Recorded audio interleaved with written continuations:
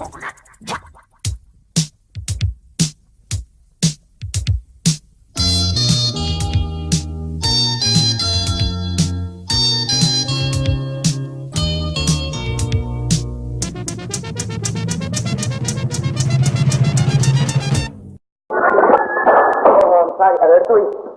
களைச்சு பண்ண மாட்டேங்குதான்.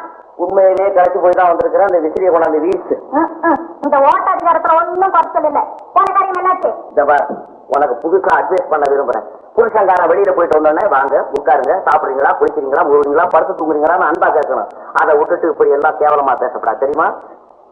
இந்த 200 ரூபாய் கொண்ட பொட்டியில வையே. 200 ரூபாவா? ஏன் சந்தேகமா இருக்குதா? இல்லன்னா கண்ணை கழுவிட்டு பாரு. ஏது வேலை கடிச்சு போச்சா? வேலை வேலை வேலை வேலை. ஒருத்தங்கிட்ட கைய கட்டி நின்று பதில் சொல்ற உத்தியோகம் அது ஒரு உத்தியோகமா? எவன் ஒருத்தன் சுதந்திரமா வாழறானோ அவன் தான் மனுஷன். அந்த ரேங்க்ல நான் தான் ஃபர்ஸ்ட். எனக்கு ஒண்ணுமே புரியலையே. புரியலையா? இப்படி உட்கார் சொல்றேன். பைரவனை தெரியுமா? தெரியுமே. இந்த கதை எழுதுறாரு அவர் தானே? நல்லாவே தெரியும். தெரியுமா? அவரை நீ நேர்ல பாத்துருக்கியா? இல்ல இல்ல, அவர் கதை படிச்சிருக்கேன். ரொம்ப அழகா எழுதுவாரு. அவர்தானே நேர்ல பாக்கலையே. இப்ப பார், இங்க பார், திரும்பி பார்.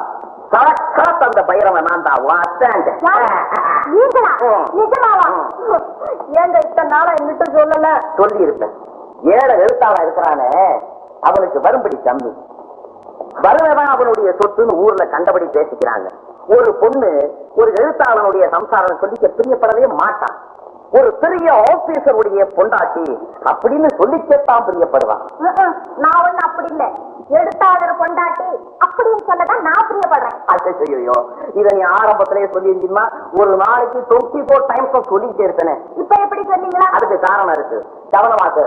காலையில என்ன 2 ஆசிரியர் சந்திச்சான். மாசம் 300 ரூபாய் பணம் தாரேன், எனக்கு கதை எழுதி கொடுன்னு காலில் விழுந்தான். காலில் விழாத, கதை எழுதித்தாரன் புழைச்சிக்கணும்னு சொல்லிட்டேன். உடனே 300 ரூபாய் பணத்தை அட்வான்ஸா என்கிட்ட கொடுத்தான். அதை வாங்கிட்டு நேரம் அங்கே இருந்து நடந்தேன் வேகமா நடந்தேன். வழியில இந்த குட்டி எடுத்தானுங்க சந்திச்சான். அண்ணாச்சி என்னாச்சு, உங்களை சந்திச்சு அநேக நாளாச்சுன்னு கையெடுத்து கும்பிட்டா. கையெடுத்து கும்பிடாத. என்ன விஷயம்னு கேட்டேன். சம்திங் அப்படின்னா ஒரு 100 ரூபாய் அப்படி தூக்கி போட்டு ஆடு கொஞ்சமா எடுத்துங்க சொல்லிட்டு அங்கிருந்து வந்தேன். ஆமாங்க, நீங்க ஒரு நாள் கூட வீட்டுல உட்கார்ந்து எழுதுனதாக நான் பாக்கலையே. உதச்சுக்கிறேன். நான் வீட்டுல உட்கார்ந்து எழுதி இருப்பேன். நீ சும்மா இருக்கியோ? உடனே வருது, ஏதாவது கேட்பேன். ஒருத்தர் தகராறு. எதுக்கு இந்த வம்பெல்லாம்? அதுக்குத்தானே சோத்த கையில வாங்கி நேரா பார்க்கல போய் உட்கார்றேன். அங்கே என்னுடைய கற்பனை குதிரையை தட்டி விடுறேன். அது ஊரா நெஞ்சிட்டு சாயந்தரம் கைத்துல வந்து இறங்குது. அப்படி எல்லாம் வேண்டாம், வீட்டுல உட்கார்ந்தே எழுதுங்க. நீ சொன்னீங்கன்னா அப்புறம் என்ன? ரூபா சரியாக்கான நிப்பாரு. ஒரு கப்பு காஃபி கிடைக்குமா? காஃபியா? வேண்டாம். இவ்வளவு நேரம் பேசிட்டு இருந்தேனே. கொஞ்சம் இருங்க, ஆப்பிள் ஜூஸ் கொண்டாரு.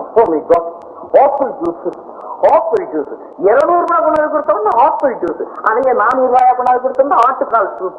எப்பா பைரவா, என் கண்ணு, நீ யாரு பிள்ளையோ, யாரு பெற்ற பிள்ளையோ, நீ வாழுங்க, நான் வாழுங்க.